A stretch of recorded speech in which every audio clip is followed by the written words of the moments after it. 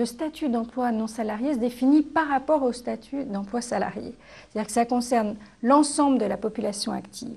Et donc l'emploi non salarié regroupe les employeurs, les indépendants. Alors aujourd'hui, c'est intéressant en fait de voir en quoi cette forme d'emploi non salarié est porteuse peut-être d'avenir pour l'emploi total dans l'activité, par exemple en France où le taux de chômage reste relativement élevé.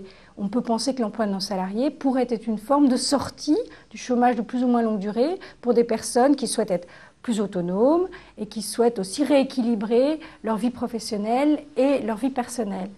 En définitive, ce n'est pas exactement ce que l'on voit parce que les tendances ne sont pas particulièrement à la hausse. L'emploi non salarié ne représente que 11% de l'emploi total en France.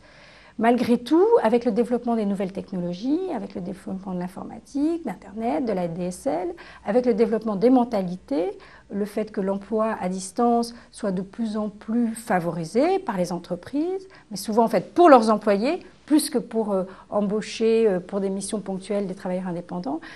Ces évolutions devraient amener effectivement à un développement plus ou moins rapide, mais relativement limité en fait de l'emploi non salarié. Alors quels sont les secteurs les plus importants, les plus touchés? C'est plus les secteurs en fait de services aux entreprises et de conseil.